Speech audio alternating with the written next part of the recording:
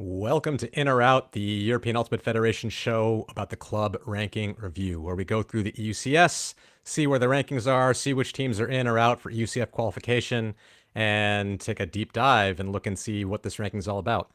I'm Rai Vasudevan, and I'll be joined shortly by Georgina Gigi Morrison from Smog. She's a commentator and a player on a bubble team, so we're going to get a really nice view at a perspective of one of those teams that's coming, in or out really on that edge of qualification, how she and her team have felt throughout this whole season. But before that, I want to do a little bit of housekeeping. I was told by my EUF people to talk a little bit about rosters and roster locks. It was a new thing this year where we decided to lock master rosters on the 15th of July and make sure teams were all settled in.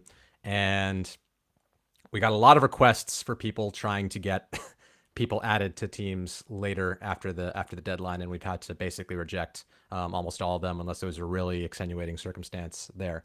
So wanted to talk a little bit about the reasons why we have this lock in place, why we're being strict about it after we had it, and hopefully that clears up a little bit. I know some teams won't like it. Some teams would like to have more flexibility. We have tried to be flexible this season, and hopefully this will just be a learning period for everybody, and people will be a little more on top of their team admin next year.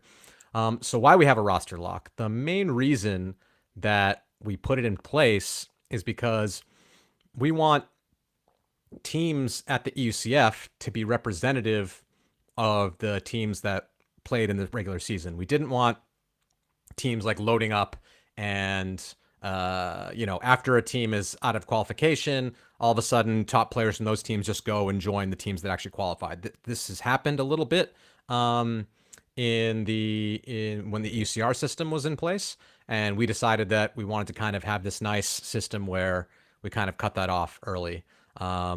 Especially now with there's unlimited add-ons. We thought that, we really wanted to kind of have a time in the season where teams had to decide, get their stuff together and really decide that this is it. This is what our team was. It also helps for us. Part of it is not just from a player's perspective, but from the season and a media narrative perspective. This allows us to kind of build up hype. We had a show at the transfer window deadline where we could actually dig through and see these are the final rosters. This is who's going to be at UCF. It allows fans of the league also to really understand who the teams are and who they're going to be. And yes, there were some late additions right up on July 15th, but that was it. So that's why we decided to have this lock for continuity into the ECF, as well as a kind of media narrative, having a nice transfer window deadline. Again, we've taken lots of feedback from people. So if you have feedback about this, feel free to reach out to us and let us know what we should do to improve the season in the future. But that's how it is.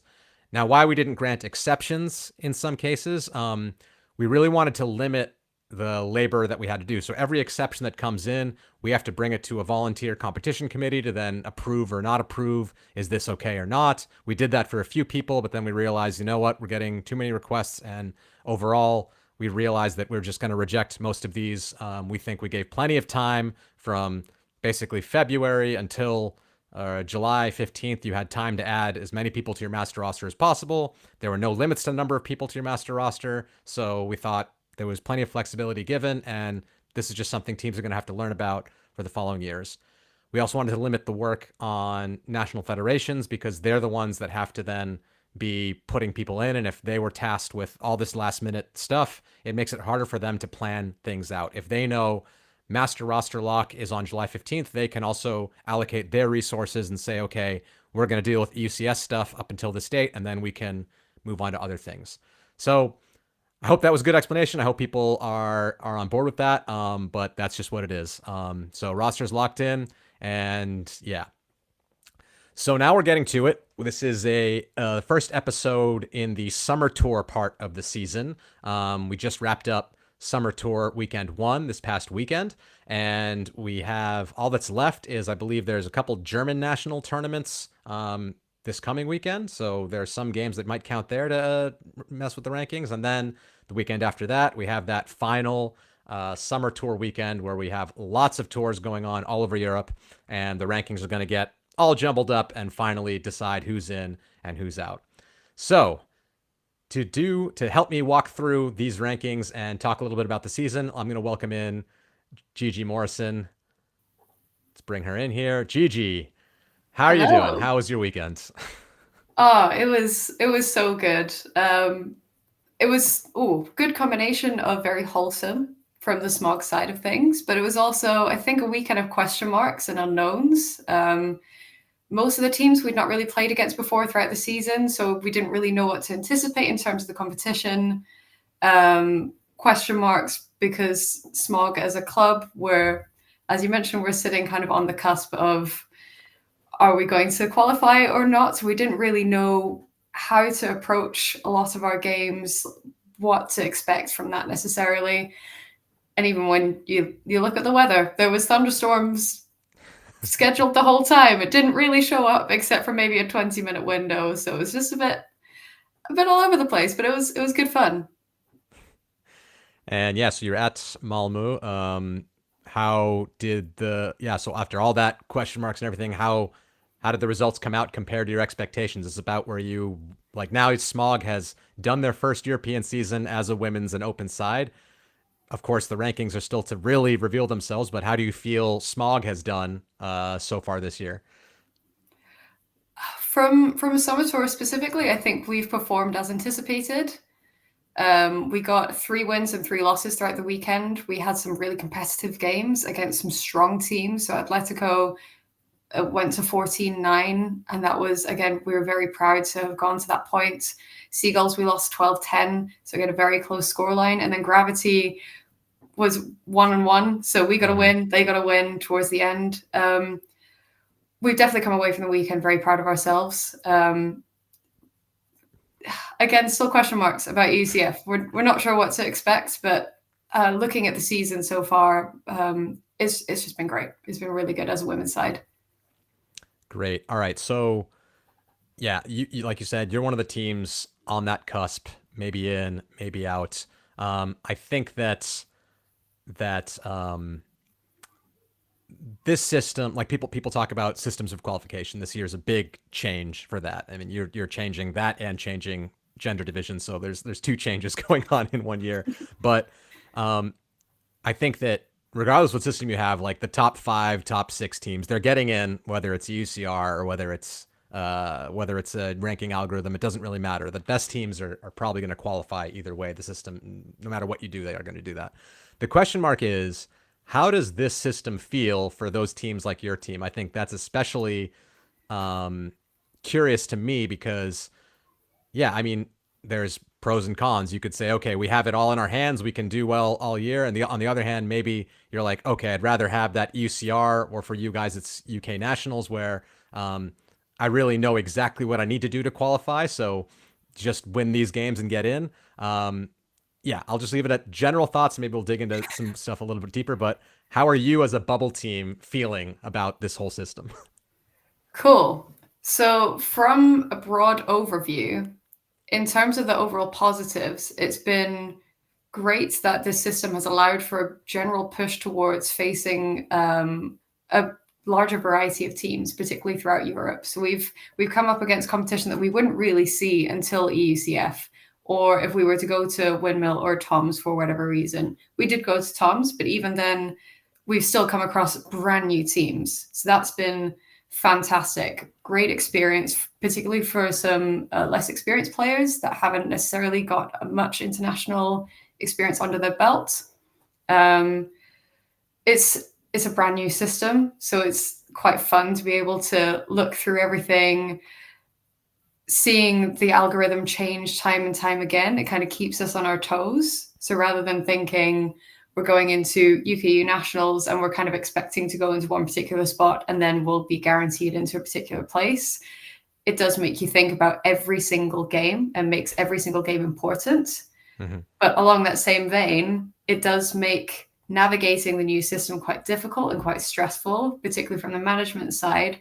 I've not been on the management side, but having spoken to them, it has felt more stressful going into these games, especially if there is a question mark of we don't know whether this game in particular is ranked or not at Mm-hmm. times, or if you're anticipating to lose, you're wanting to try and close that score buffer to benefit your ranking or like the algorithm towards that closer end. And that tends to sit in the back of the minds of a lot of the management, and for some of the players as well. So that's been some of the main stress behind it. Yeah, it's just trying to navigate something brand new, Mm-hmm. really. Do you have any sense? I mean, so the core the counter whatever, if this were to be a normal situation, I guess there would be a certain number of bids at UK nationals. That's how it's been for the UK at least, and for other countries in EUCR. Um, how do you feel in terms of maybe fairness? Do you feel that it would be more fair to then just have a certain number of bids based on the strength of the region last year? Or do you feel like this, where everybody's a clean slate, everyone's competing on the same playing field, but it depends on your schedule, it depends who you're playing against, and it's this kind of a little bit more amorphous look at how to qualify. How do you feel about these two systems being a team that's on that bubble?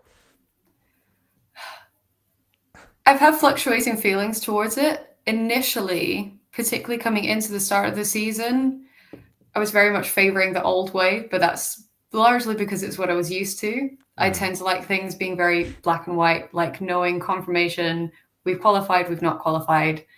But again, trying to understand the nuances of everything. Even that system itself isn't necessarily fair, because if you look at the progression of different regions, some regions may fall off of a cliff and some may progress a lot faster. And if that region that progresses faster has fewer bids, they're not going to be able to compete, or have the teams that need to compete at a higher level, they're not going to have that opportunity. For the algorithm system, it does kind of allow for a more even spread and does try to push the higher performing teams up towards the top of that algorithm, towards the rankings. Mm-hmm. I think the only point at which it could be improved upon in that sense is weighting it so that the games later on in the season maybe have a higher weighting, Mm-hmm. particularly because that would allow for improvement throughout a season. So looking at Smog Women as an example, because that's what I'm used to. We're a brand new women's team. We've come from a mixed background. So Mm-hmm. we're very much getting used to a different style of play, but also brand new teammates. We've had really good uptake, and so we've built a large squad, but that also means that some of our chemistry has dropped off that we would have developed throughout the season. Our performance at the start of the season is very different to our performance now if you look at the full strength squad. And I'm not sure whether the weighting of games from the start to the end should be the same. And I think that applies to some other teams as well. I can't think immediately off the top of my head, but that might be maybe Lemmings. Some of the games earlier on in the season weren't as good as later on in the season. But yeah. Oh, they did win a lead invite early on this season as well, but yeah, Yeah, I get that's the point. true. That is true. I was thinking of nationals in the top of my head, but even that was only a Yeah. month ago. Yeah. No, that's a good point. I mean, so we discussed that. The algorithm that we use is basically a carbon copy of the algorithm that USA Ultimate uses. Of course, the difference is they use the algorithm. They use a combination where the algorithm determines how many bids a region gets to go to the Mm. qualifying tournament. So, but they still have a regional qualifying tournament, but the algorithm just does that. Because of many reasons, we decided to just let the algorithm qualify straight up. But USAU does have a recency bias where the games further back are weighted less than a full game, so it's like a weighted average in that way Mm. to allow for exactly what you're saying. We got the sense that's a lot more how a lot of Americans think about sports in this like kind of peak of the season. But feedback we had from a lot of people when we were developing the algorithm was that they wanted every game to count the same, because some teams can't play as much in the summer if they're from a country where it's too hot or whatever, and they play better in the spring. And some teams, so some teams are like you that really have this nice progression to the tip, and some teams have their nationals in like May or June, and so that's when they're peaking for their competition. And also, we saw, in Europe, there's a lot of these soccer leagues that just have a table, and every game counts the same, whether it's beginning of the season or end of the season, and that's how Europeans kind of look at sport a bit differently than how Americans look at sport. And I know Mm. UK is always in between those two, so This that's is somewhere true. in there. Yeah. So we have decided to get rid of the recency bias, but it's something that we've been considering. We are going to have a meeting of the ranking committee after this season and really have a look at the algorithm and think about whether we should tweak it or not. And one thing we're definitely going to look at is recency bias and how that affects things, for sure. All right. Any other, so I think another thing I just want to touch on, since you mentioned it, is the accessibility thing. Now, this varies for teams in different parts of Europe. So we've also heard feedback that somehow this was less accessible for some teams in Northern and Eastern Northern Europe to play in our system. Like Atletico, which you mentioned, it's too expensive for them to get to fly to 2 tournaments in a year. And before, they would only have to fly to 1 regionals tournament. Now they would have to go to at least 2 to get their 10 games in. And they basically decided, we're going to play a summer tour. It's close to us. And they don't have the ability to get enough buy-in to go play another one in the spring, especially because of them. They can't really practice outdoor that much before spring either. Yeah. But I think one aim we had was to give more teams, even the teams that aren't EUCF level, the ability to get European level competition. And I'm glad you stressed that. I just wanted you to maybe expound a little bit upon that, in how that's different from, I guess you played Smog Mix before, but how that's different from previous seasons and how this allowed you to get more games in. Yeah. So I feel like maybe not just Smog in particular, but maybe British teams in particular, we're in a very privileged position in the fact that we have so many teams. Like, the density of teams across the UK is just incredible. We have that privilege to be able to actually count the vast majority of our EU or EUS ranked tournaments. Like, we have so many of them. But we've also had a great push towards going in to Europe to face up against different competition. I know that for Smog, it's a particularly emphasized goal, because we want to be able to replicate what EUCF is going to be like and give players a lot of experience against a variety of competition. Otherwise, it just gets boring. We're not able to progress as much. And the encouragement towards the summer tours, the spring invites, has facilitated in that. It has felt more expensive in general to go to a lot of these tournaments, particularly because, again, we could have opted to stay in the UK. We did have that chance to a certain extent, but we did want the international competition. But I understand that not every team in Europe is able to do that. And I think that's where some of the accessibility falls down. Atletico being a perfect example. And we were talking to them on the sideline after the game just about why they hadn't gotten those ranked games, and it was purely because it's too far for them to have to travel multiple times a year. So it's fantastic to see that they've gotten a little spot for themselves, but yeah, it's tricky. Yeah. All right. Before we dive into the rankings, any other thoughts you have about the season in general? Of course, if thoughts pop up during the rest of the show, feel free to bring them up. But any other thoughts you want to share before we dive into what's going on? Nothing in particular. I think it's just been, for me personally, I've been competing for the past 10 years in internationally at least. And it's great to see a change of scene, a change of pace, and just getting to see a variety of faces. Yeah. Okay. All right. Then I think it's time to start diving into the rankings. And let's see. There we have that up. So we'll start in the mixed division. One, as we said, I think since the last show, it's pretty much just been this summer tour. Not much has changed. I have changed a couple things on the website, and one thing that you're going to want to take a look at is clicking this eligible teams only button, yes or no, to see, it's by default no, and when you click it, you can see all the teams that have at least 10 games in. because those are, you have to have your 10 games to qualify for UCF, as we mentioned before. So take a look at that if you want. Another thing I've added, I'll get when we get to the evolution plot, I'll show something there, which I think some people have asked for. So yeah, here we go with the mixed division. TC Taucher, they've been in first place all season, still staying up there. A team from Munich. They're 8-0, going to have their summer tour coming up, so we'll see how that goes. Deep Space up in second place. I think they've been in second place before this show already. Seskidistis from France. Then Lemmings still sitting there in fourth on their lead invite win. Mosquitoes from Austria. Reading, who didn't have maybe the best summer tour, but still up in sixth place. Padua Rangers, Puck from Paris, Disconnection from Freiburg, Heroes Flying Disc, who flew up a lot in the rankings, even though they didn't have any games. But you can see here, 59.6, 44.5, 41.3, 32. Like, these teams are all within 10 or 20 points of each other, so some second order effects really can pump them up or down. So they're sitting here in 10th now. Glasgow at 11th. Tartu Turbulence from Estonia in 12th. Manchot in 13th, but I do know that they have no plans to get their 10 games in. So actually, you can think that there's actually one more spot, basically, because they're not planning to go, and they're not planning to get their games in.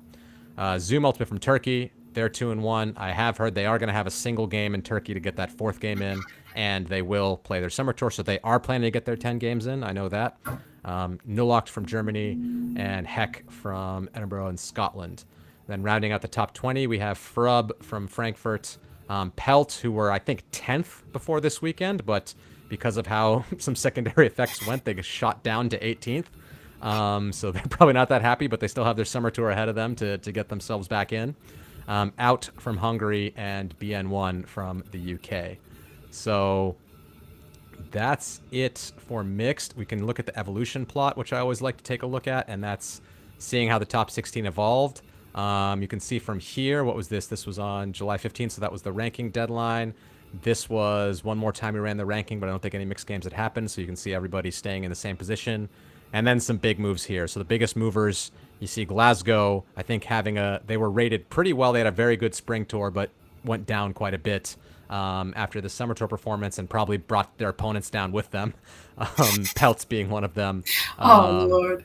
And that's how things went. And you see some of the big winners: Heroes Flying Disc from Hungary, which is a little spicy given that a lot of those players are on that Hungarian U20 team that had that game. We don't need to talk about that too much on this show, but yeah, they're now sitting at 10th, and then some other moves. But the top, all the way down to the top 6, no changes there. So what are your thoughts here, Gigi? This was a division you've played in many times before. What are your thoughts looking into this mixed division? I mean, particularly, I'd say the top 10, I'm not surprised. They're very familiar names. They've been on the scene for a very long time. It's good to see that the mixed division has still got a lot of variety and is still extremely competitive.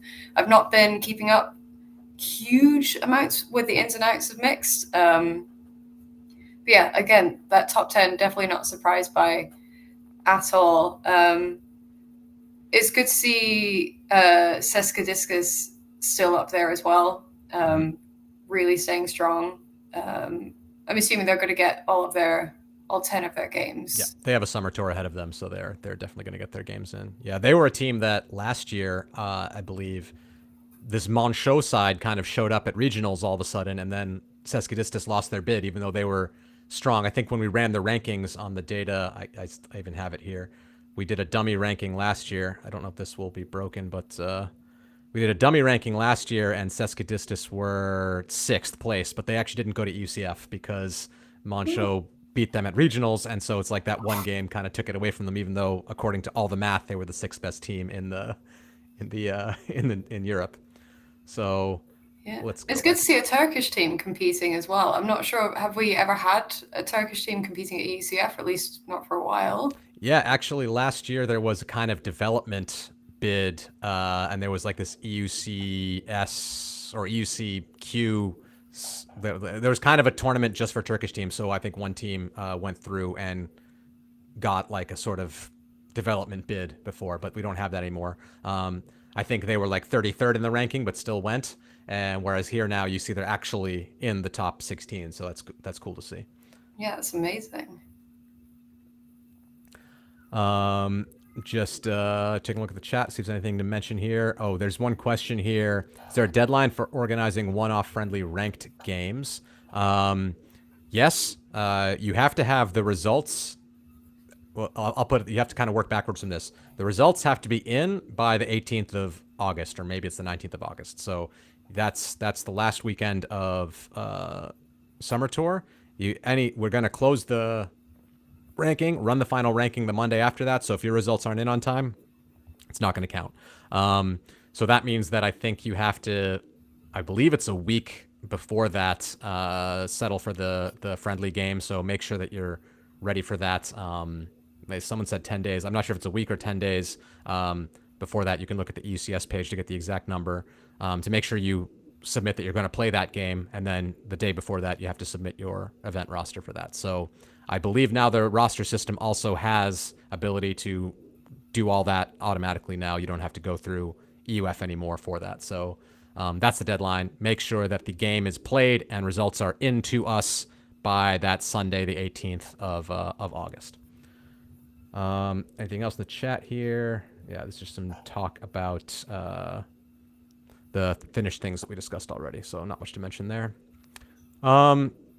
Oh yeah, the one thing I wanted to mention, I did add, so you can see here the evolution of all the teams in the ranking. I also, which was a lot of people are asking, can we see what the evolution looks like in terms of rating? So that you can kind of also see how close are teams together, how far away are the top teams from each other. And you see here that like TFC Taucher from Munich is kind of in a league of their own, ranking-wise, sitting here atop with a nice big cushion above Deep Space.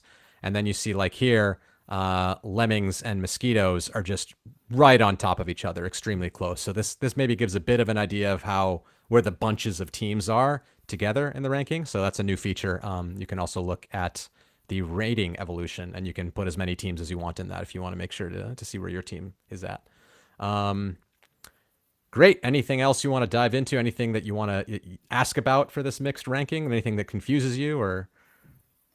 No, I mean, it seems pretty straightforward. I mean, are there any teams from 17 below that are in contention of pushing up the rankings themselves that you're aware of? Sorry, ask that one more time.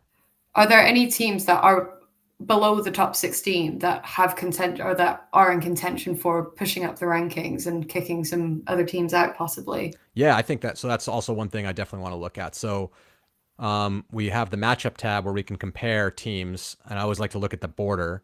So, and I'm going to push the border down one because I know Monchot is not going to be there. So actually, Nullacht, Heck, and Frub would all be in, and it would be Nullacht versus Heck that are on this green border. For those of you who don't know, and I don't know if you really fully understood this, Gigi, but the ranking spots in green are ones that are guaranteed to be in. The ranking spots in blue, if a team wins a wild card outside the top 16, they might not, like 15th isn't safe. If you get 14th, you're safe. If you get 15th, you might not be in. If, like, let's say BN1, or they're not them because they already played their summer tour, but let's say Remix won their summer tour, then this bid would go away. So this border between green and blue is like from being safe to being like maybe safe, and then the border from blue to white is the real cutoff border. So I'm going to look at Nullacht and Heck to see how close these two teams are to pushing each other up. So you can always look at the matchup tab. You go to Nullacht and Heck. Heck, also a new team this year. And so you see their rating difference here is a 3.83. And in a single game, a universe point win is 125 points difference. So a rating difference of 3.83 is on an expected score between the two teams closer than 15 to 14.99. Like, that's how close the scores are between these two teams. So Whoa. really, if one of them scores any extra point in this summer tour, or even maybe one of their opponents that they played scores an extra point, that could totally tilt the difference. These teams are basically dead even, and one might be in, one might be out. You can always look and see the plot between the two teams to draw it up. And yeah, you see here that Heck might be feeling a little bit better because they're a little bit tighter in terms of their variance. Nullacht has a higher high and a lower low. Their higher high is when they beat Monchot 15-10. Our lower low is losing to Warsaw 12-15.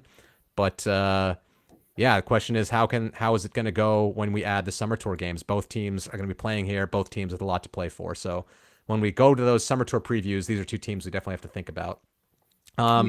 Next cutoff would be Heck and no, sorry, because everyone's going to be slotted up one.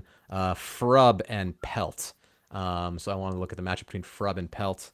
If things were to finish off today and the other teams got their games in, right now Frub would be in, and wait, is that right? Yeah, Frub would be in and Pelt would be out. So how do these two teams compare with each other? Again, tightest of margins. I think this is going to be where we're going to get some interesting feedback where it's going to be like, yeah, one little point in the whole season probably would have meant they got to go in or got to go out, and whether teams are going to be fully accepting of that is going to be a tough pill to swallow, I think, if you're just on the outside looking in.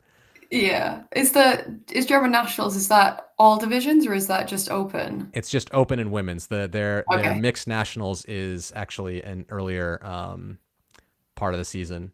So Okay. that's done now. So that they won't be playing German nationals, but both will have summer tours to play. So wow. So you look here, Pelt's what much higher variance. Frub has this one game against Zombies, which is a bit bad, but their other games quite a bit better. So I would say Frub is probably in a better spot to keep this lead if they play more in this clump, whereas Pelt's could be up here with a win against Warsaw 15-8, or could be down here with a loss against Glasgow 15-10 and 10-5, sorry.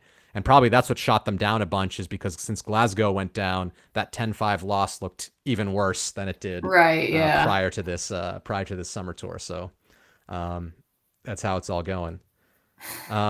Yeah, but I think I think for sure between you see there's a bit of a gap between Heck and Frub, a 40-point gap, but that's still pretty tight.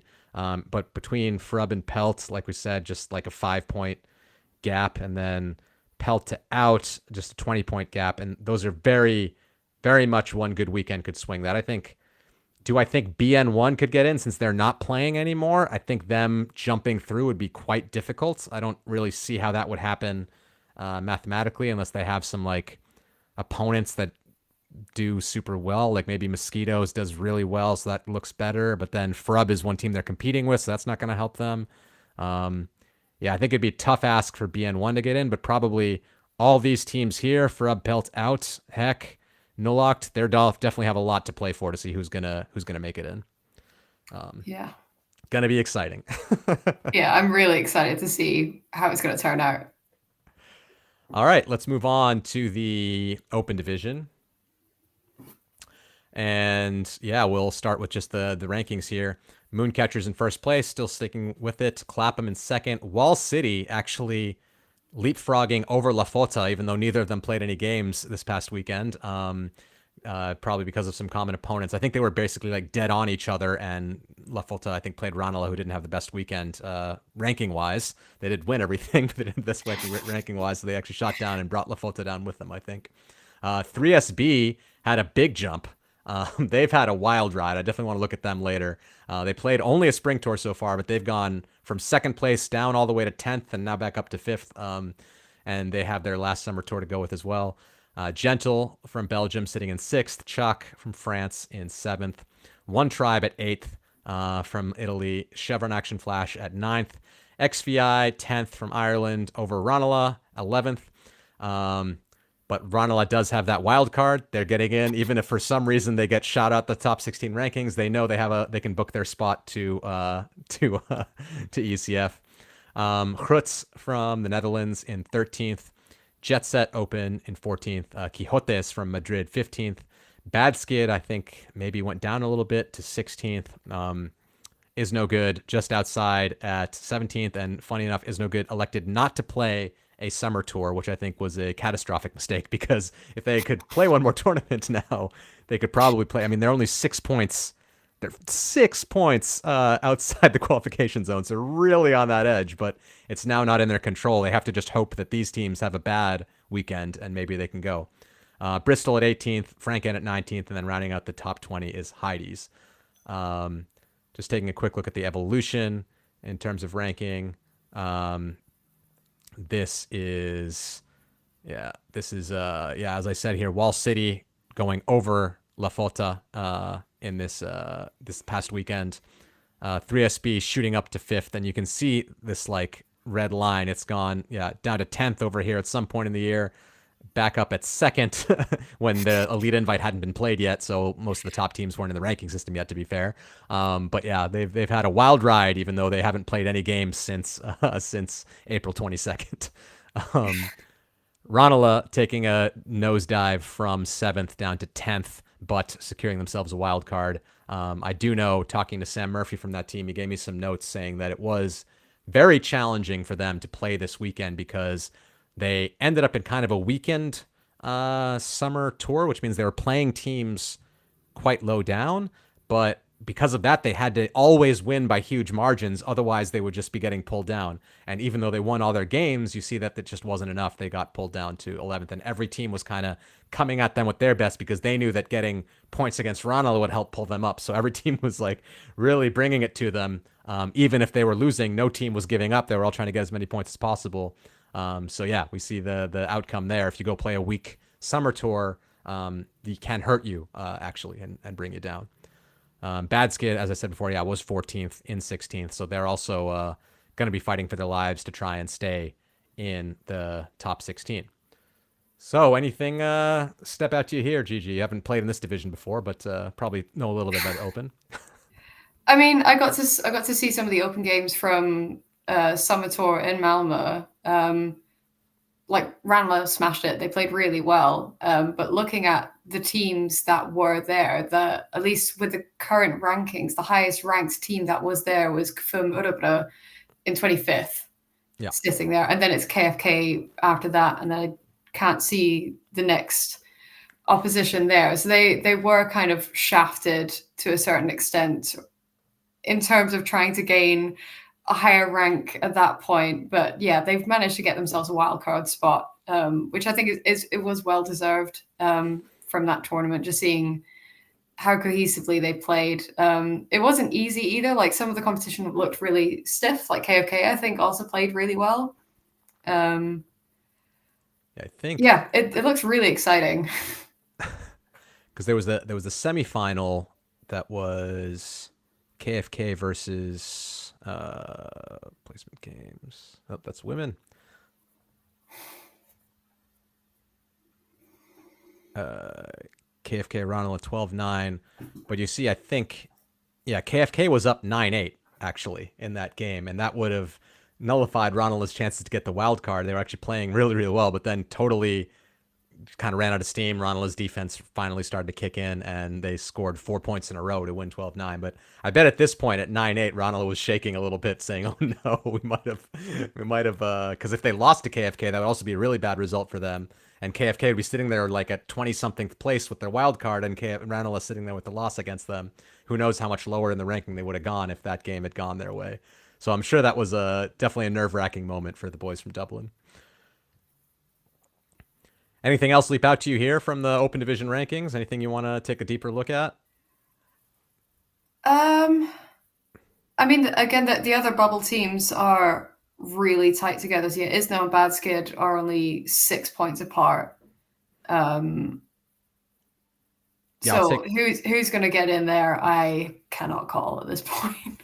Yeah, like I said, it's not in Isno's hands. Isno has their 10 games in, but if Bad Skid have an off weekend, then Isno will get in. If Bad Skid have a good weekend, then, whatever. Same, Quixotes are just above. I know Quixotes and Jet Set will be there. So let's take a look at the cutoffs. Costa Rica and Krutz.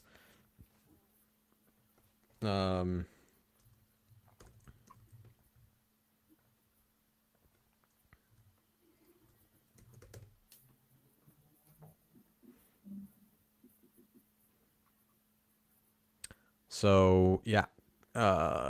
These teams is very similar, but again, Krutz with a bit higher highs and lower lows. But Krutz also opting not to play a summer tour, so they won't. This is not within their hands if they want to stay above that cutoff. This one is a 15 to 14.9, so a little bit closer, a little bit further away. Sorry, than the dead draw that was predicted by the other cutoffs. 0.1 makes such a big difference. It's a 0.1 point. that's there. Um, but yeah, this win against Jet Set Open, that's such a tough thing for Hut because they probably are like, you want your opponents to do well, right? So that'll help you in the ranking. But Jet Set is also their competition, so they're maybe not super happy about Jet Set doing well. Quixotes is also one of their competition because they played Quixotes in I think that's one of their worst games. Is this the the loss? Sorry, you can't see that on the stream. Um, the Quixotes lost to 8-11. So that's another one where it's like they want Quixotes to do well, so that loss isn't as bad, but at the same time, they don't want Quixotes to like take their spot. So like puts in a really weird spot for this tournament. Costa Rica Grandes, I believe, do they have a summer tour ahead of them? They must. But maybe they don't. They're sitting at 9-5. Go to their roster. You can see. No, they also are done. So both of these teams are locked in. So they'll be just hoping that their opponents do well. But yeah, depending on which opponents those are exactly. Now let's look at Bad Skid is no good. This one is very interesting because this is really who's in and out. Except I'd imagine that Bad Skid could probably gain something possibly again if they do well at German nationals as well on top of Summer Tour. Yeah, if they're counting it, we'll take a quick look at that in a sec. Since they're a bubble team, we definitely should look at that. So Bad Skid, you see, have like they're almost like two different teams. They have like this clump of scores up here, and then this clump of scores down here. Here they have the loss to Costa Rica Grandes, a loss to Ketchup Graz, and a loss to Ranelagh 15-9. And over here they've got like wins against Panthers and Disco Bolos, even Schwaben. So you can really see like hopefully they play more like this team than like this team at Summer Tour for them. But yeah, it's I want to take a look at this Bad Skid to see where they are playing. So they are playing the German Nationals. They are playing that, and then they are playing the Summer Tour in Heilbronn. So they still have quite a lot to play for. And I think they're definitely going to be pushing pretty hard to make sure that Is No Good doesn't sneak a spot for them. Yeah, because I'd imagine if they could, like with Wall City in third at the moment, if Bad Skid could get some good results against Wall City, for example, it might shove them further up the rankings. For sure. Unless Is No Good had games against Wall City as well. So that's always the tricky thing. You can take a quick look at Is No Good's opponents and who they're rooting for. Again, Quixotes is an opponent of theirs, but can they root for them that hard? Maybe they're hoping Chevron does really well. Yeah, it's going to be a tough one. Tough one for Isno. Again, I think if I'm one of these two teams, I'm feeling a lot better if I'm Bad Skid. I have now I have control at the end of my season to at least prove it. Whereas Isno's just sitting there watching. So that's the price you play for not playing Summer Tour. One other team I definitely want to note here is that Heidi's, I know this from the past, that they are actually underseeded because or underranked right now because this score against Revolution Air 15-3 at a -32 is counting. It would definitely be out of the count for a blowout rule, except for the fact that the blowout rule says you have to have a minimum of 5 games counted. So because they only have 6 games in the system right now, only one of their games could be blown out, and then this game still counts. But once they get a 7th game in, this game will get taken away. So once that -32 is out of their average, they're definitely going to shoot up quite a bit. So I could definitely see Heidi's playing for inside this ranking. A lot of these teams playing Summer Tours, a lot of these teams, Ketchup Graz is going to be there against 3SB, and so they're definitely going to pull everything out to see if they can take the wild card from them or at least score a ton of points to pull themselves up into the ranking. It's going to be very exciting in the Open Division to see who's coming in and who's coming out. Yeah, XVI is sitting at 10th as well with decently high rating, but they've only got 6 games under their belt at the moment. They've only played the Spring Tour. They are also going to play Summer Tour in Leicester. So when we get to the Summer Tour previews, we'll definitely see who they're going to be up against there. Cool. For that one. But they had a very strong, I believe they only lost to Chalk, in the final 13-7, and Chalk's quite strong. So that is not a great game rating. It's their weakest game rating by quite a margin. And there are other ones that got wins against Heidi's, wins against Isno. So they did quite well at that tour. And we'll see if they can hold on to it. Yeah. Okay. Enough of this jokes. Do you want to get into the division you care about the most now, Gigi? Of course. And yeah, here we have the women's division. So as you can see here, 3SB, which has been this crazy story of this whole season. They only have Vienna spring break results in, but somehow shot themselves to first place. And I'll be very curious. And I know that the Toaster Rovers are going to come back at me for talking back at them. And I know that John Dock is sitting there in the chat, and I'm sure he's going to be mad that we're always questioning it. But 3SB being in first place, I don't think is what a lot of people would have predicted at the beginning of the season, with teams out there like Shout, Yaka, Atletico, Jinx, Roots, everything. They are up there, and yeah, it's just I'm curious. We'll dig into it, maybe exactly how they shot up, but yeah, we'll see. Can they hold on to that after their summer tour? They only have 4 games in. Let's see how it goes. So Shout underneath there, Yaka. Jinx Midnight Elite Invite winners actually were first in the ranking last show, but shot down quite a bit because, and actually this is probably also why 3SB shot up, they had to get their 10th game in. So they organized a friendly match against Troubles from Poland. Troubles came out to Berlin, played a game against them, and Troubles actually won 15-10. Brother Jinx, they didn't have all the travel players, but did have a pretty decent roster and just didn't play the best. Troubles earned it, and that just shot Jinx down and shot Troubles up. And since 3SB, I believe, have a game against Troubles, yes, they do. That probably, and then they only have 4 games, so that's really only 1 out of 4 of their average. That win ended up shooting 3SB up to first place. So that one last game that Jinx needed to get their 10 games in definitely had some effects and impacts on the ranking. Groep from the Netherlands in 5th, East Block, the other Czech team, in 6th. Troubles, like I said, shot themselves up to 7th place. Moon Cup from Belgium in 8th. Ketchup Graz in 9th.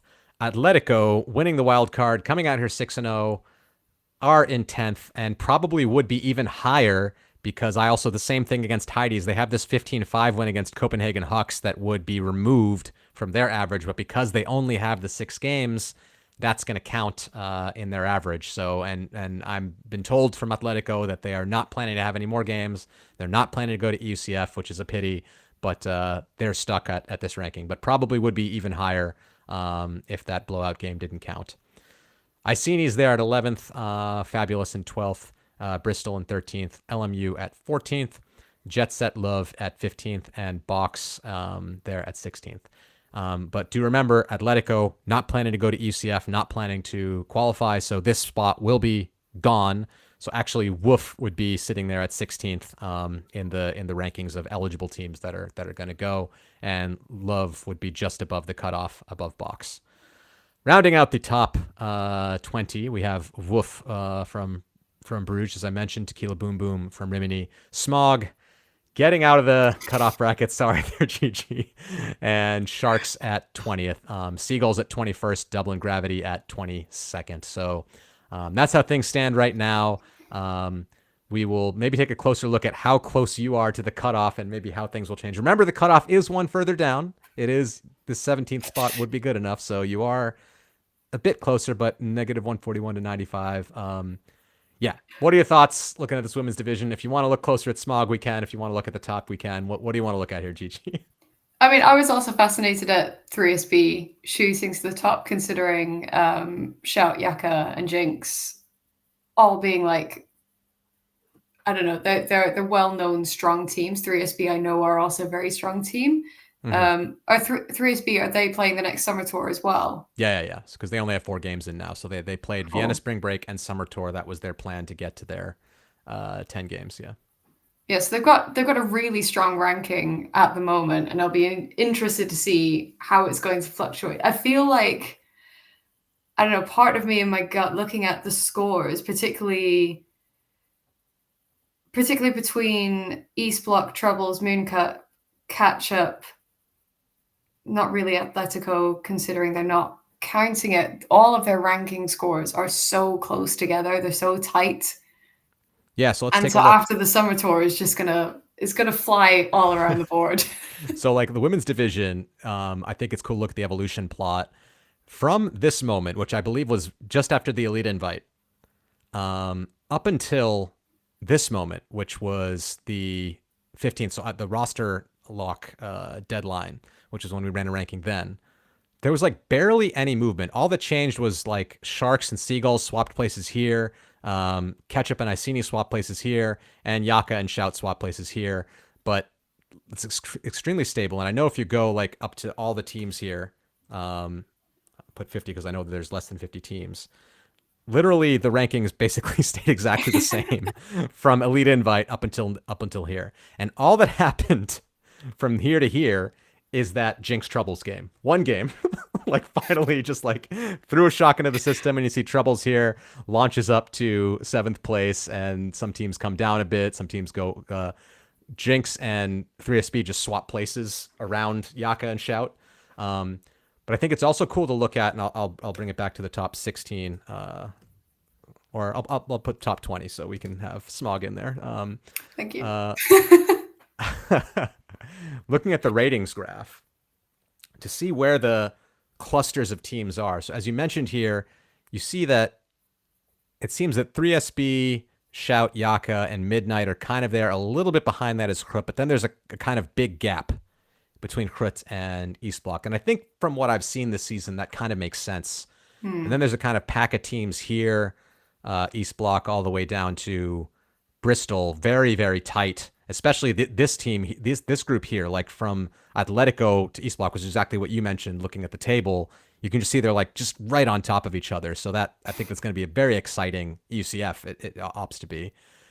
And then you see here the teams, let's just look at what the current top 20, not bring the teams that were always there.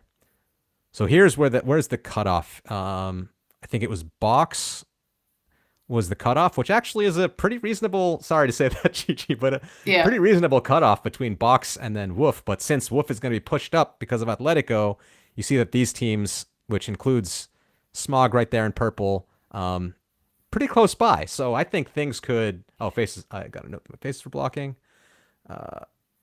Yes, sorry. Down here, Smog in purple, as I mentioned. Pretty close by with each other. So I think you still have a chance, but it's not in your hands now. You got to hope a little bit for Woof and Tequila Boom Boom to have an off weekend, which is a weird thing to root for, but that's where you're at. Yeah, it feels a bit brutal, especially because we played Woof at Tom's tourney. I'm fairly certain that was a ranked game. And it was so good. Like I don't like rooting against people to lose, but also we want to go to Euros, so it feels quite selfish. Don't really know how to sit with that, but yeah, it's so difficult to predict, and that's almost, it's kind of exciting rather than it just being so clear that this cluster of teams are going to go and that's guaranteed. It's just everyone's got their eyes on every single weekend rather than just kind of letting it brush over. So I'm really excited to see how it's going to pan out. Yeah, so Woof is a weird one because if you are tied to them, then you want them to do well, but you want them to do poorly enough that you could, like, that's a weird one. What you really want to do is root for any teams that are your opponents, but that aren't one you're competing for. So if you have like an opponent up here somewhere, like you want to root for them to do super well, or an opponent way down, you want them to do unexpectedly well. Like that's what you're rooting for. And then if you have teams that you haven't played that are in your competition, you kind of have to root against those ones. So Woof is a weird one where it crosses both those boundaries. Yeah. But, yeah. I think, well, it's really cool to see Hut. I mean, we knew that they were going to do well. Yeah. But seeing them they're in a very similar position to Smog in terms of they've come from a mixed background into the women's division and into the open division as well. So it's cool to see them in that top bracket amongst some of the most competitive women's teams in Europe as well. Again, we knew it was going to be like that, but just to have the confirmation there is pretty sick. Yeah. Yeah. Good to see. And we saw that windmill final between them and Jinx really showing that when the two teams are at their top level, that Krut, I think, is quite competitive with there. Got a note in the chat from Rahul Toshinova that the top 6 or 8 women's teams extremely good and close, differences, pickups, and the mental game. Yeah, and the pickup thing, I'm not going to get into that again, but yeah, the mental game, yeah, we'll see. I'm super excited for the women's division when we get to bracket play at UCF. I think there's like the top 8 are all strong. I think the top 4 or 5 are maybe a bit a notch above, but that but I do think any of those top 4 or 5 could lose a game when it's just one game against another top 8. So I think quarterfinals and onwards going to be brilliant in the women's division. I think looking to be one of the most exciting divisions in the UCF. So cross my fingers for you, Gigi, that you'll get to go play. But if not, you'll maybe be commentating or watching, and it'll still be exciting for you. Yeah, I mean, I've already put my name forward to commentate, so we'll see how it goes. All right. Anything else you want to dig into with the women's ranking? Um, We I can, of mean, course, look at the cutoffs, but anything else like you're curious about a team, who they've played or what they're doing? my initial thoughts kind of go back to ECF to a certain extent because it sits after Worlds. Mm-hmm. How are those players going to come back into ECF, and like how is that going to affect results? Because there is an element of fatigue that's going to come into play there. And if there are teams that are within the top brackets that don't have either as many players going or any players at all competing at Worlds, do you think that could affect something at Euros? And this goes for all divisions, really. Yeah, but so since we're looking at the women's division, you would say like in the top level, would Hrutz and the Czechs have a bit of an advantage because they're not going to Worlds, but Jinx and Yaka and Shout, a lot of their players are going to Worlds. So does that give them advantage, disadvantage, fatigue? Getting to play all these high reps against top Worlds teams also is an advantage in some ways. So they'll be kind of at real peak. They're probably all taking the season very seriously, maybe more seriously than a team that's not going to Worlds. So it's all a mixed bag. We'll have to see. I think UCF is going to be super exciting. Looking at the boundary between Box and Woof, there's still like a relatively large gap in between them in terms of the rating. Yeah, so let's take a look at that. Well, the cutoff is actually between Woof and Tequila because we know Atletico's not going, but we can take a quick look at Box and Woof and then look at Woof and Tequila.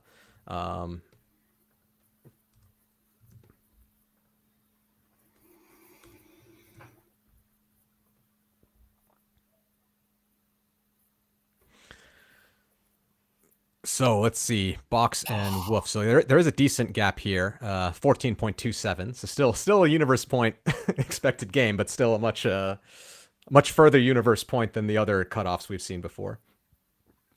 But you can see here it's a bit more. I'll take us out of the way.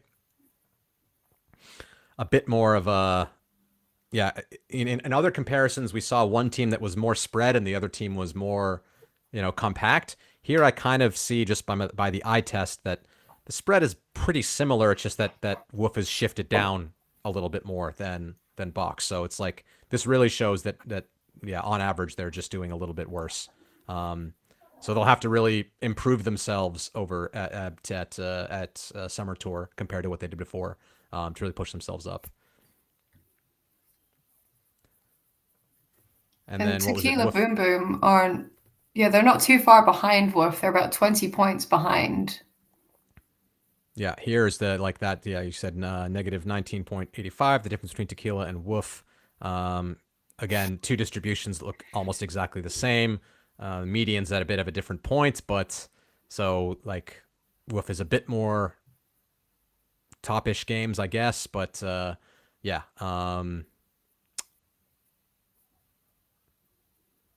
Yeah, two even teams. I'm looking at this blowout game. Oh, that's because they lost as a blowout loss to Shout, so they don't get to count that one.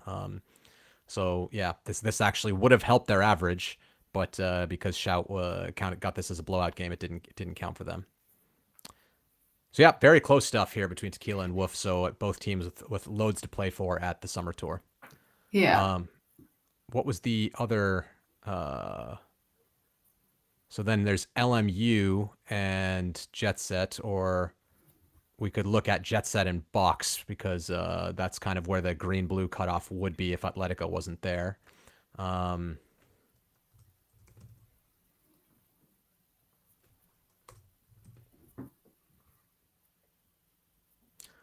So you dead draw, 34 points between them. And two very similar distributions. Jet Set with loads of games. So one thing that's going to mean is that, because I think Jet Set has played a lot of tournaments. They've played, of course, a lot of tournaments are in Belgium, so it's easy for them to play a lot of tournaments, but that's definitely a privilege they have. But you see, they played Spring Tour, they played Elite Invite, they played Toms, they played Windmill, and they counted all these tournaments, and they're playing a Summer Tour. So what that means, though, is that they're probably a bit more locked in to their ranking because adding 6 more games is a lot less data proportionally than Box, which has not as many games as so Box has more room to move, whereas Jet Set, yeah, the more games you have, the less a new game will impact your rating, right? So that's something to think about for looking at how these teams are going to shake out in the coming tournament. Yeah, because I think that was something that the Smog management in particular were trying to assess was essentially, I think they went into it with taking pretty much everything as a ranked event, almost trying to collect as much data as possible. And if you're collecting more data, it tends to give a more accurate result. And so, yeah, it does lock you in and keep you in that position, doesn't adjust you as much as time goes on, which is to a certain extent a benefit, but might be a detriment for us in this circumstance. Yeah, so you did count Spring Tour, Wind Farm, London, UK Nats, and Summer Tour. So that's quite a lot. You have 18 games, which is a lot for a lot of teams just barely getting their 10 in. You can also look on this plot here to see how you've played throughout the season. So it actually seems like your best performance was UK Nats. Your highest high came it's this win against Bristol at Spring Tour and the win against Bristol. Yeah, I think these two are the same. They're both universe point wins against Bristol. So those are your 2 best games. And it looks like Summer Tour actually was a bit lower than average for you in terms of how you performed. So if there was a recency bias, it might actually hurt you looking at how things are here. But that's tough to say because these games would also count more. But then you did have this low. Your 7-13 loss against LMU is also bringing you down. That's quite a big score margin. So yeah. How does this evolution feel to you? I mean, you can kind of draw a straight line across, but it seems like you kind of had an upward trajectory, and then this Summer Tour was actually a little bit down. If you kind of look at the way the medians of each tournament are going. Yeah, I mean, looking at the tournaments themselves from a macro scale, the performance itself, like it matches, it lines up.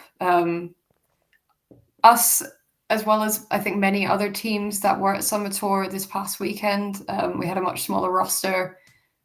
We just didn't have the bodies available to come across to Sweden, and that did put us to. It just made things a bit more difficult. We weren't able to get as much 100% pitch time, as in like being able to perform at the utmost peak performance that we could have done. And that was purely down to people wanting to make sure that they were in good form for Worlds coming up in a couple of weeks. But also, still running on very few legs. But we weren't alone in that either. There were definitely a lot of other teams that were suffering from lower numbers. Yeah, in general, like looking at the Nationals results in particular, the broad span, it makes sense. So we were very proud of our Nationals results. Okay. And it looks like you opted actually not to count Toms. So that result from Woof did not hold. So actually you can stick to just rooting against them, sadly. I'm not going to do that. I celebrate success of people as much as I can. All right.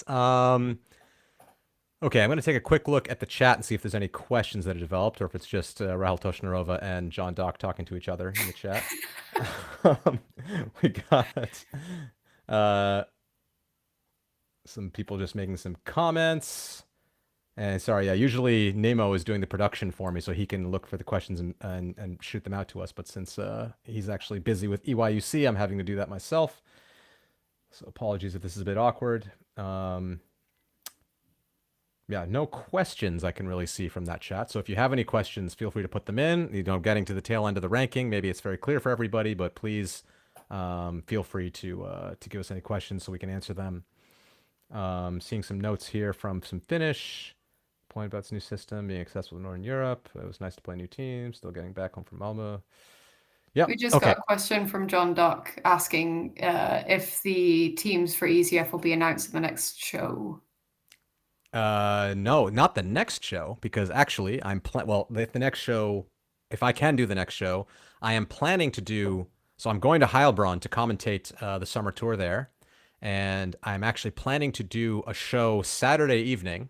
I'm going to run the rankings so that on Saturday prime time we can see where all the rankings have shifted out to really see what Sunday is going to be like. So on that show, of course, we won't announce the teams, but um, then there will be a show the Monday, or maybe we'll push to Tuesday to make sure that we really double check all the results and the rankings before publishing something. But the just shortly after that summer tour weekend, on probably the 19th, I think is the schedule. We'll do the show, and that will be announcing who qualified for UCF. Yes, and I've made the app nicely so that it changes a little bit when looking at a final season ranking versus a mid-season ranking, so it'll look a little more clear who's actually going.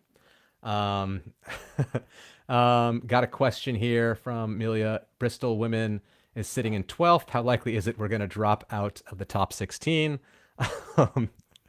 Let's see here. You're sitting there at a plus 131. Out of the top 16s, minus 95. Are your mutual opponents playing a lot this weekend? I think most of your opponents are kind of locked in. I would say you're pretty safe. Definitely can't guarantee anything, but you're looking at a pretty decent spot. Another question, is seeding at Euros based on the algorithm, i.e. whoever came first in the algorithm will be seeded first in the Euros? Yes, seeding is going to be based entirely on the algorithm. The wildcards don't give you a seed. Wildcards just get you a spot. So teams will be seeded based on the ranking, but we will be doing a pot draw for the pools.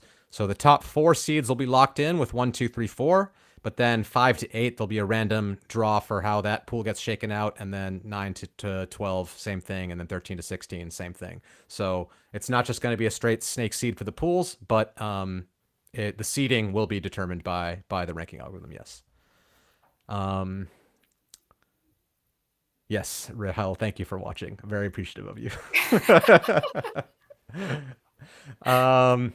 Good. I think then the last thing we'll do before signing off is have a look at the summer tours that are coming up. Well, before that, let's just take a look and see which teams are counting German nationals, because it's interesting to see how that might affect things, because that's the last games that are happening. Jinx and Seagulls both counting games. So if they match up against each other, Seagulls could be, if they have a really good result against Jinx, try to be catapulting themselves in and fly off the coattails, but I'm sure Jinx will be trying to crush them to get themselves up. So that'll be an interesting battle to see what's happening. I know Seagulls have traditionally been a competitor of Jinx. I don't know the pools of German nationals. I don't have that prepared right now, so I have no clue if they're going to match up or not in this first weekend or not. But that game could count. So one more thing for you to worry about there, Gigi, is if Seagulls. Yeah, because Seagulls are currently sitting at 21st. Yeah. So very close behind. And then Open. Let's look at the Open Nationals. So Siebenschwaben, Badskid, Franken, and Hardfish. So Wall City not counting it. Is no Heidi's either. Heidi's not counting it, which Heidi's being an on-the-cusp team. I'm curious why they're not counting it, but they've decided not to. Heidi's just they're just going for it with the tours and maybe just deciding to use nationals for a bit more development. I don't know. But yeah, these are the only teams counting it there. All right. Let's take a look at some of these summer tours. I'll try to zoom in on this a little bit, see if that can be more viewable for our viewers back home. We'll just go in alphabetical order. So Malmo and Birmingham are done. Those are locked in. What do we got left? Warsaw, we have a mixed division. Let's see, to look at the pools, at least to start off with. We got Mosquitoes, Heroes, Sky This, Savage, Steamhuck, and Flow. And then in the other pool, we got Pelt, Tartu, Out, Malmö, and Axzli from Poland. So interesting. Pelt, this seeding was done based on the ranking on July 15th. So since they've now shot down in the ranking, they actually were seated higher than where they would be now, but we wanted to set this tournament in stone a little bit earlier. So Pelt's getting a little bit of an advantage there. Um, any thoughts here on this and what we might see coming out of this tournament and who might win the wild card? Oh, I mean, if we're looking at the current rankings, Yeah. it would be looking at mosquitoes, but even then, I wouldn't oh count out Tartu. Tartu played Elite yeah, Invite after having, I think, 2 practices because Estonia starts their outdoor season a lot later. So understandably. I think they're going to be a little more locked in now than they were then, and I imagine that they would be definitely a challenger for Mosquitoes. I'm guessing, looking at the rest of this field, I think they will be the top 2 that'll be fighting for that wild card in the final. But yeah, we'll have to see. All right, that's Warsaw. We'll go to Chambéry, where in France there's going to be a couple small tournaments, but important ones, I think.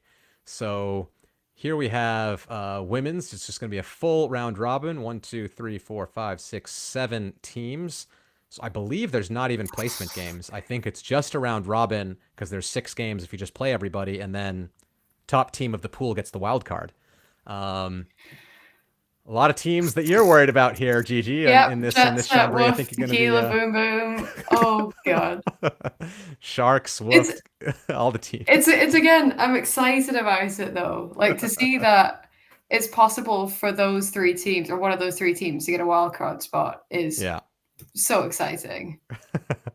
Obviously, that's not to exclude the rest of the teams, but the fact that those 3 teams are sitting at the top Yeah. within that bubble field is the threatening part. And Jet Set not that much higher, right? Like Jet Set's also pretty much in the bubble area. If we look at the women's Yeah, they're at ranking, 15th. they're sitting there 15th as well. So this is a lot of teams with a lot to play for here at this tournament. I think our eyes are going to be on Chambéry, also for the Open as well. But yeah, interesting one here. So we will go to Open, where we've got one tribe who I don't know if you have heard, but they started their season with a 15-9 win over La Fota at Italian Nationals that got counted. If La Fota goes to Nationals with split squads, and they opted to count Nationals, so they were kind of riding that for a while. But if you look at the rest of their results, they've been backing it up. That's still by far their best results. I mean, if you look at if you go to one tribe here.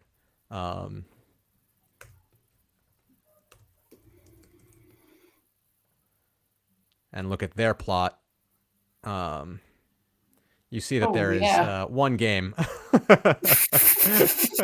that's a little different than the rest. 15 Yeah, just a bit. But if you look at their other games, they're still their median of this tournament was still well above the UCF cutoff in green here, and this one other game they had as well against Costa Rica also doing well. So sitting there, but maybe teams are feeling that they're a bit of a pretender and that any of these teams can take them. Jet Set, Quixotes, definitely bubble teams. Monkey had a pretty good spring tour, but didn't back up the results all the rest of the season.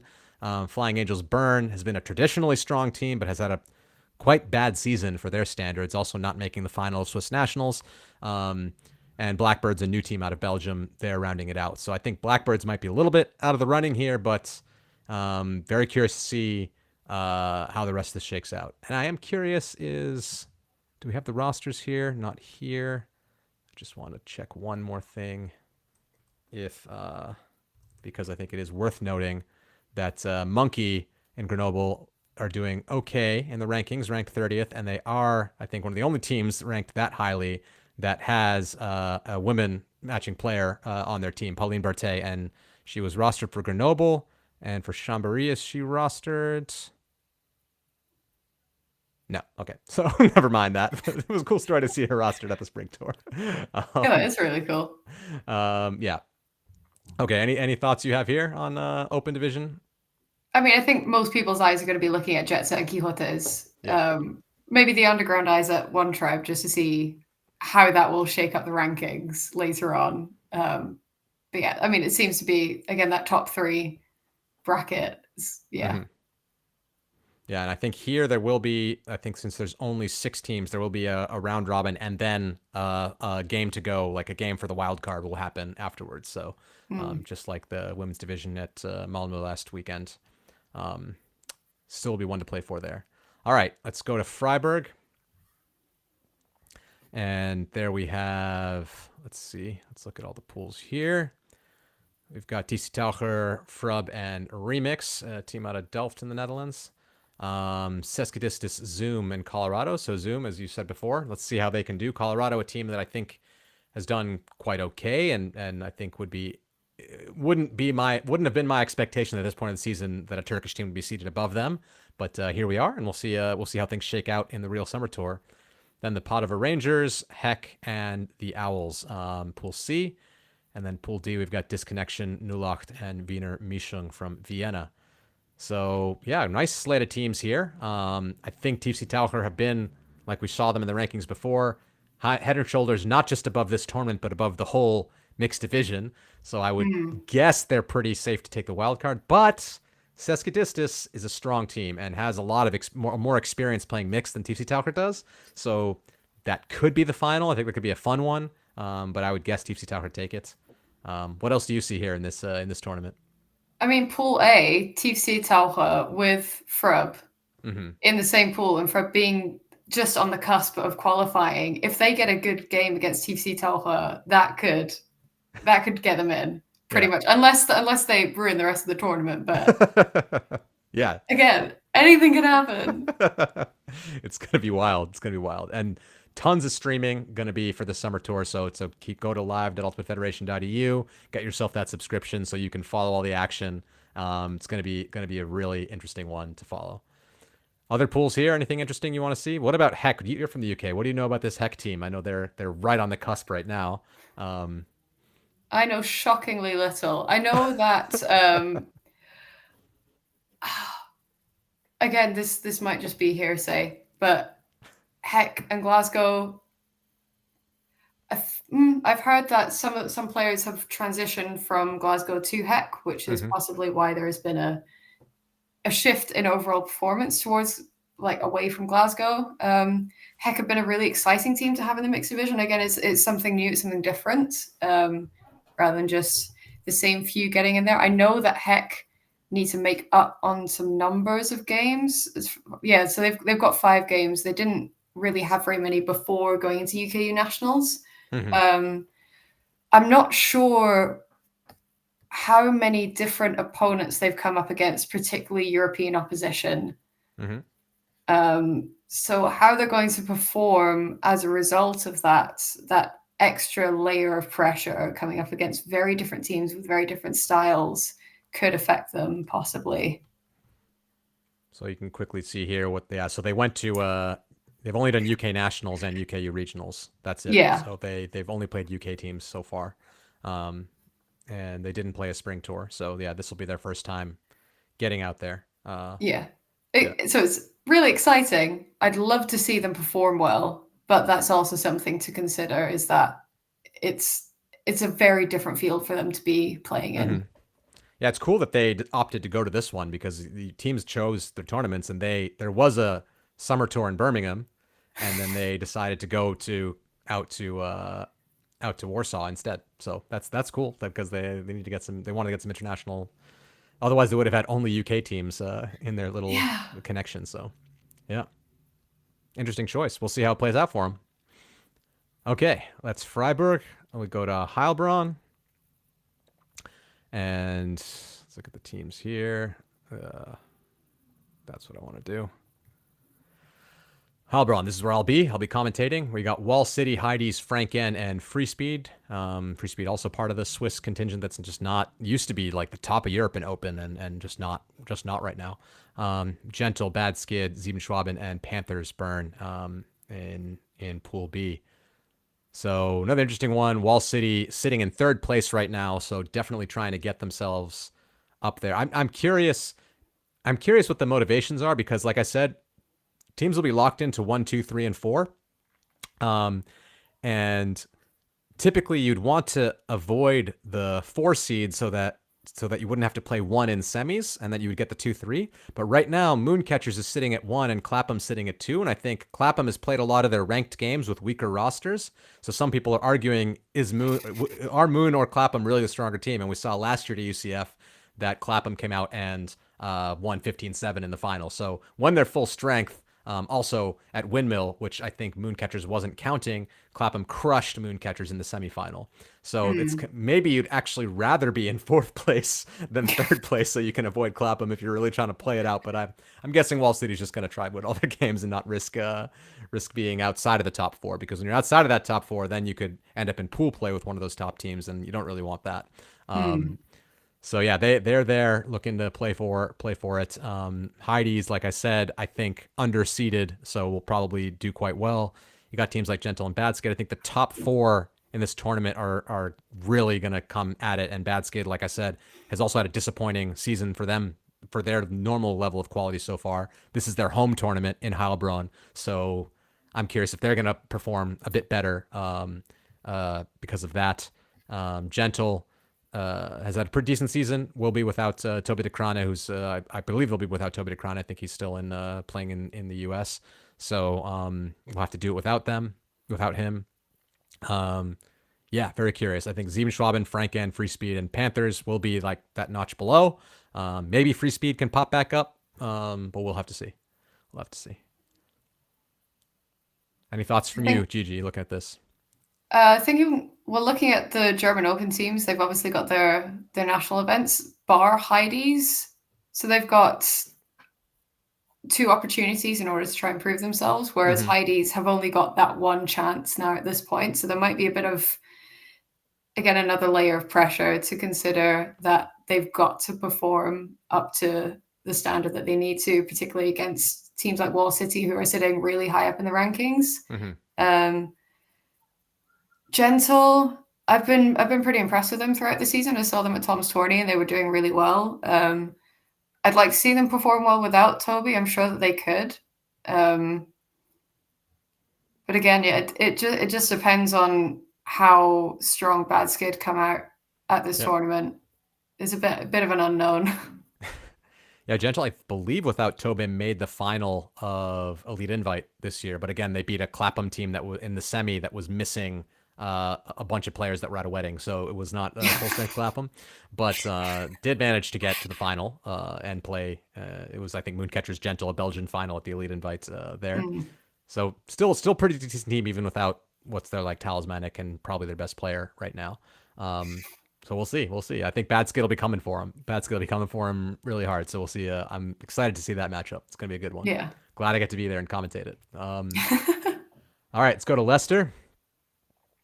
Here we also only have an open division. Let's look at the initial pools. Here we've got, this is the 9-team one, so there's going to be like pools into power pools into whatever. So we've got Chevron, Smashed, and Kapow. We've got XVI, Smog, and Dublin. So is XVI, like you said, doing really well? Can they hold on to that really well, or is it something else? Bristol, Alba, and Rebel. Bristol, a team that's been up and down, like had some really good results and some really bad results. I'm really curious to see what they come out with at this tournament. So, yeah, these are all the teams you know probably pretty well. What do you see? I'll let you talk about it first. Oh, I mean, Chevron have been performing pretty well. They've been consistent throughout the season. So again, I'd anticipate they take the top of it. Smashed, probably going to finish second in that pool. I, again, wouldn't be too surprised. They could probably compete up in the top bracket of the tournament itself. XVI and Dublin Frisbee Sevens, I actually don't know too much about. Seeing XVI actually performing relatively well throughout the season has been good because it's not just been Ranelagh up at the top there. They've actually got another Irish contingent really pushing for it.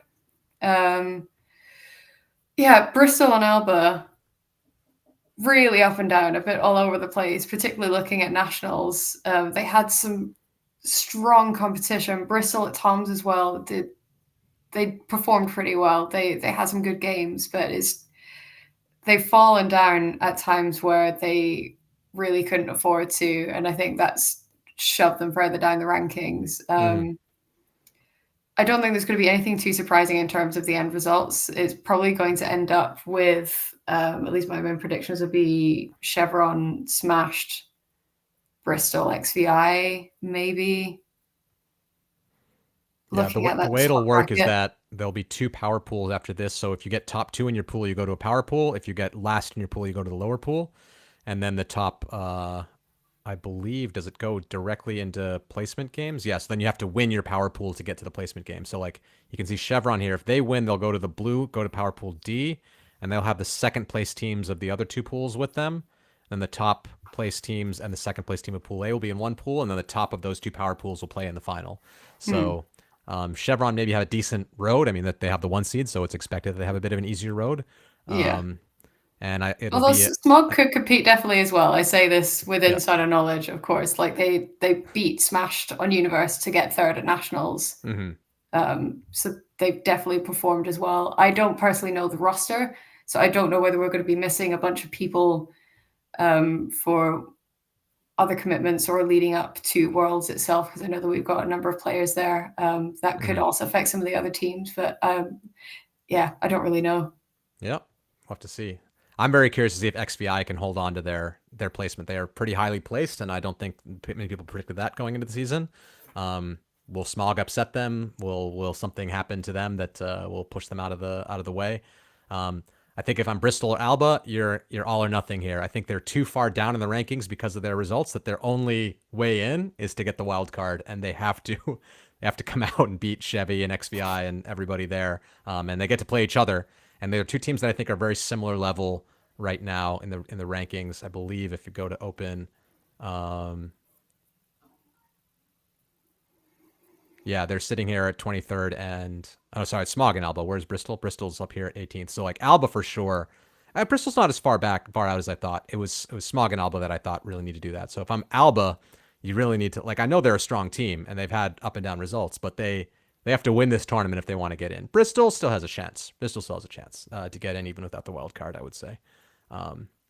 But so tough, like looking around this boundary to, all these teams are very good. And so you have to have, they have to go, I don't think they have any other bubble teams. Like they really got to take it to XVI and Chevron if they can, once they get there, to pull themselves into that ranking. Although, hot take, Smog could take the wild card. Thinking about it, All right.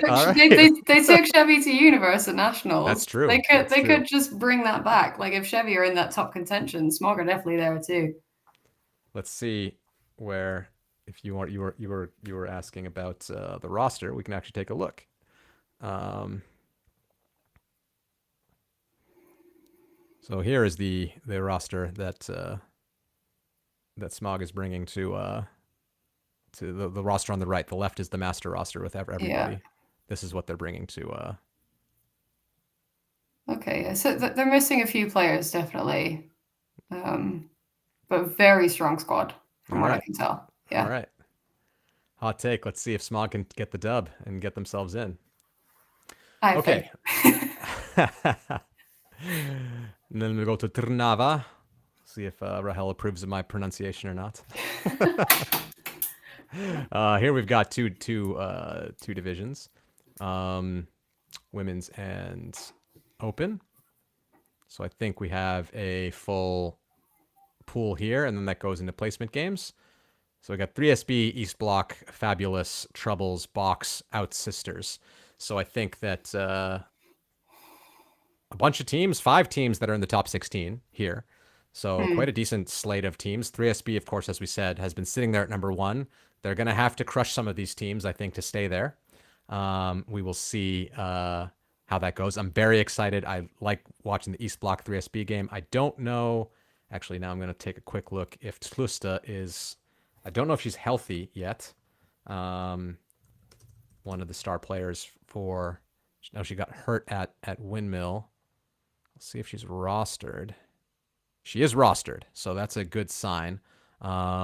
So I would love to see that matchup between 3SB and East Block, 2 top teams from the Czech Republic. Fabulous also has had a pretty decent season. Troubles, as we said, with that big win over Jinx Midnight, probably scaring some teams.